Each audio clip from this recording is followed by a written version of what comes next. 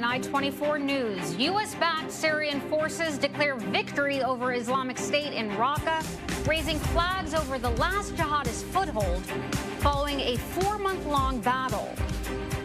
Israeli Prime Minister Benjamin Netanyahu has now told Russia's defense minister that he will not tolerate the presence of Iran, a Russian ally, on Israel's borders.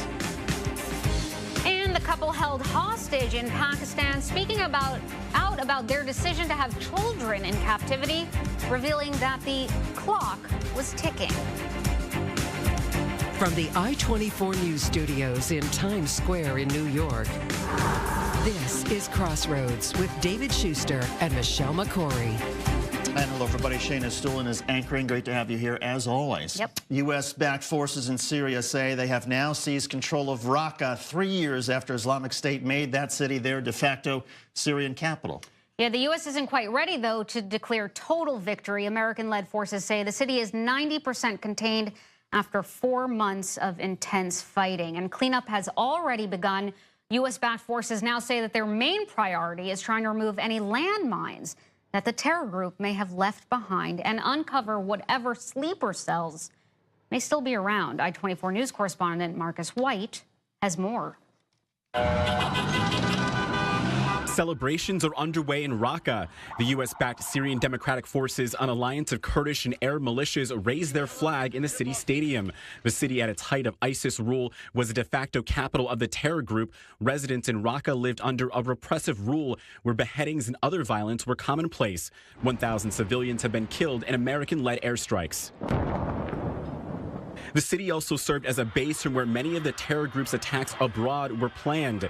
While the SDF claims Raqqa has been liberated, the U.S. is being more cautious. The United States Central Command says more than 90% of the city is in control of Syrian Democratic Forces, but U.S. military officials say there's still work to be done. They say some ISIS fighters remain in Raqqa. We estimate there to be perhaps about 100 ISIS fighters that could remain in Raqqa.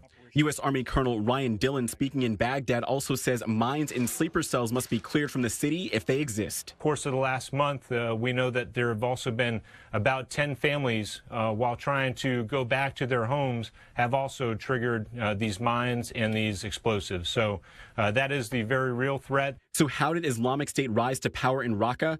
Raqqa became ISIS's de facto capital after militants made gains in Iraq and Syria in 2014. The terror group grew out of what was al-Qaeda in Iraq, which was formed by Sunni militants after the 2003 U.S.-led invasion. The battle to recapture Raqqa from Syria began in early June. ISIS still controls land in northern Syria along the Euphrates River. 80% of the city has been destroyed after the fighting, according to the London-based Syrian Observatory for Human Rights. The humanitarian crisis in Raqqa has deepened, with refugee camps packed.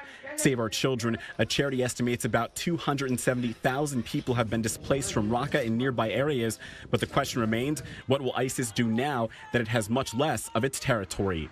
In New York, Marcus White, I-24 News. For more, we're joined by our senior Washington correspondent, Dan Raviv in Washington, our senior diplomatic correspondent, Nina Larson at the United Nations, and Ryan Mauro, national security analyst at the Clarion Project. Dan, I want to start with you. What is the Trump administration saying in terms of taking credit for what's happened in Raqqa? The president himself has done so. And if you know anything about Donald Trump, you won't be shocked. He gave a series of interviews today, and he alluded to the fact that ISIS has been raising its hands. ISIS terrorists are giving up. The Trump administration didn't declare total victory, didn't say that Raqqa, the so-called capital of the caliphate, has fallen, but the president did say that ISIS is being rolled back. As to why that hasn't happened before, the president told an interviewer that's because Donald Trump hasn't been your president. He said, I totally changed the rules of engagement. I totally changed the military. I totally changed the attitude of the military, and they're doing a fantastic job. So you could say he's sharing some of the credit with the U.S. military. And of course, as you know, David and Shayna, the U.S. military has been there in an advisory capacity, helping the so-called Syrian Democratic Forces. But still, it's a huge question as to whether American fighters will remain in Syria at all now that Raqqa has has fallen. Perhaps this will be left to the Iranians and the Russians. We don't know whether the U.S., meaning the Trump administration, will want to stay. David and Shana.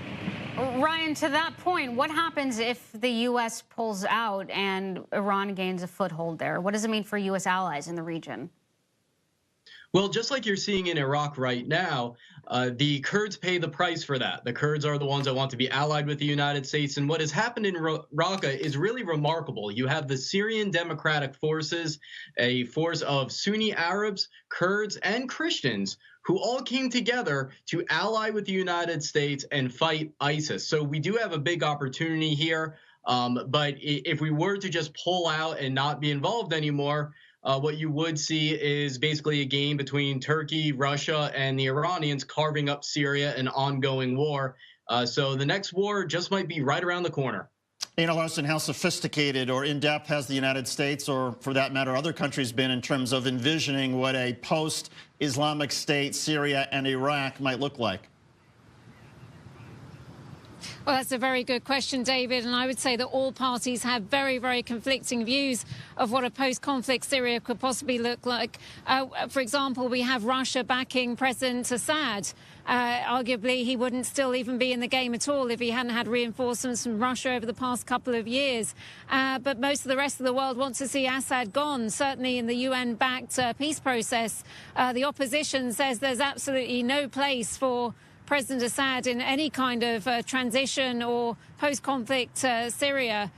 So that's the real problem here. We have so many conflicting alliances, so many conflicting interests at stake. We have vast swathes of territory that all these parties are going to be competing to control.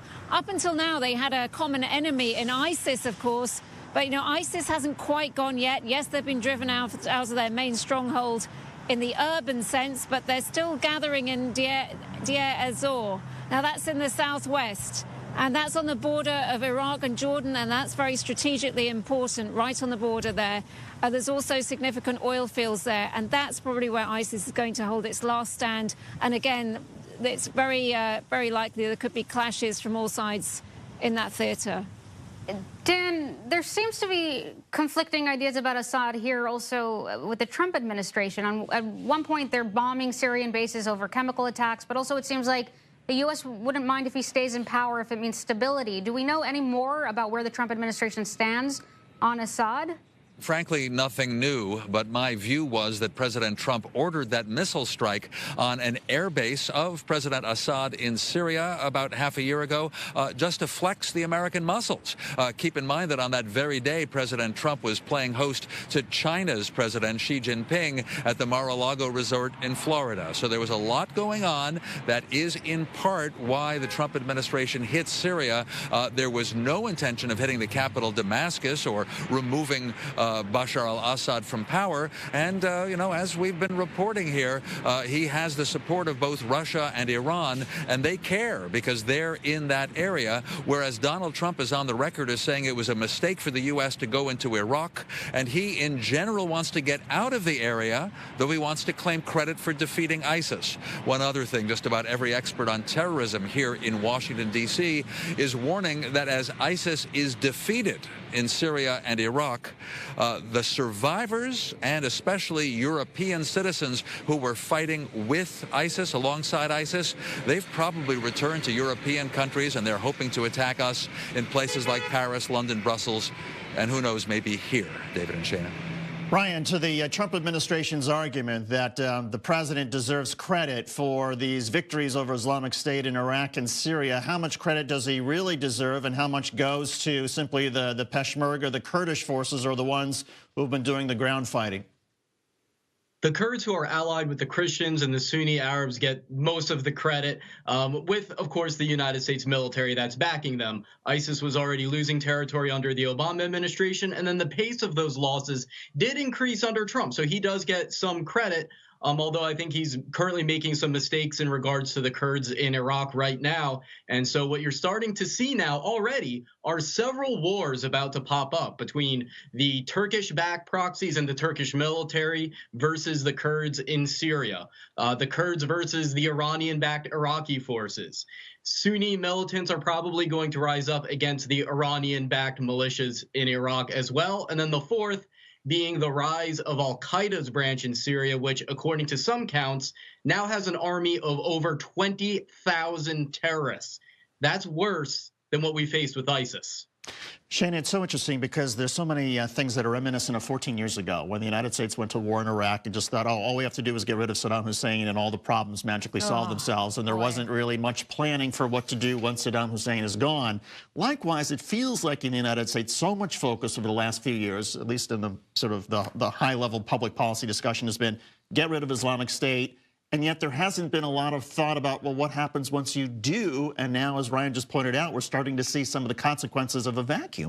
The thing with the Middle East is that there's endless conflicts. You have Kurds and Turks, you have Iran and the Gulf states. All of this is simmering, but with ISIS, everything was quashed down to focus on ISIS. Once that threat is eliminated, what do you think is going to happen? Like you said, everything is going to come back to the forefront.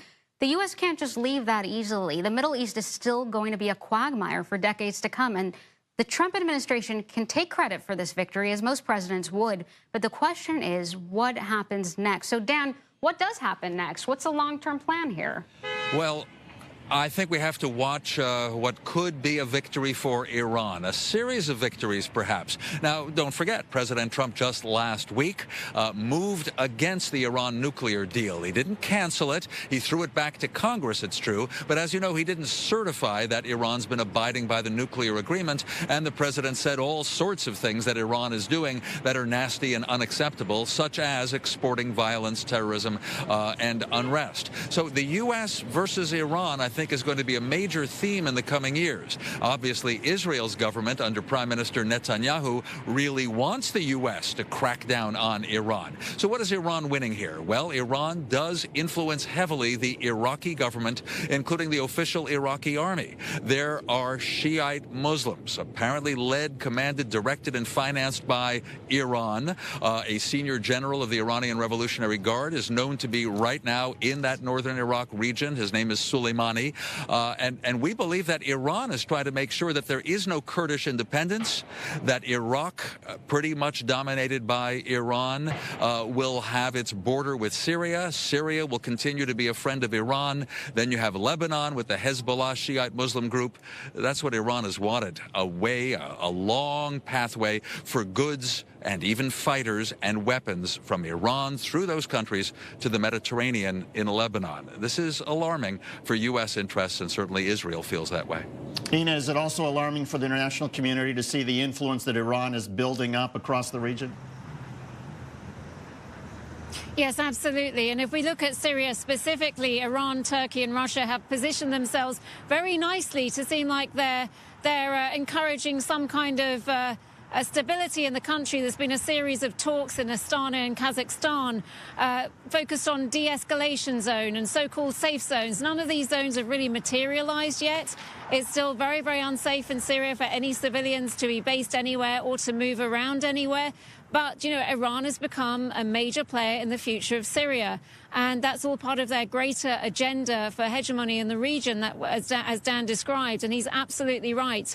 We've got a major showdown between the U.S. and Iran, you know, because of Iran's influence throughout the region. And Syria has given them an edge here. It really has. There's so much chaos in that country. The U.S. has been reluctant to involve itself on the ground. So, you know, it's really a free-for-all with Iran, Russia, Turkey, and of course Assad is still in place, and he has a very strong and sophisticated army and air force. And if we look back at the Iraq war, that was one of the fundamental problems that caused chaos in Iraq. The disbanding of the Iraqi army, that created absolute chaos, and we could be seeing a similar situation here along the rest of this year. Ryan, you know, I remember Obama's promise of an Asia pivot, that we were going to get out of the Middle East. Do you see that happening anytime soon? As long as the Middle East remains the Middle East, I don't think so. I just mentioned to you 4 different wars that are about to be sparked as ISIS collapses. And so I think that you're looking at a future of conflict for as far as we can see into the future. And of those 4 wars, and there's probably going to be more, at least 3 of those 4 are driven by Iran, and all 4 are also driven by an absence of American power. And I worry that the U.S. has lost some of its credibility in the power struggle with Iran, because as Iranian-backed Iraqi forces went into Kirkuk, the U.S. was nowhere to be seen. In fact, the U.S. embassy in Baghdad sided with the Iranians and the Iraqis. So all that tough talk on Iran, well, when push came to shove, the Iranians were able to attack our allies and get away with it. Ryan Mauro, he's a national security analyst at the Clarion Project. Dan Raviv, our senior Washington correspondent, and Nina Larson, our senior diplomatic correspondent at the United Nations. Thank you all. Still to come on Crossroads, Israeli Prime Minister Benjamin Netanyahu hosted Russia's defense minister and made no qualms about his stance on Iran's presence in Syria. We will have the latest in Tel Aviv. Plus, hostages with time on their hands. That's how a Canadian man freed from terrorists in Pakistan explained the decision to have children in captivity. More on that coming up.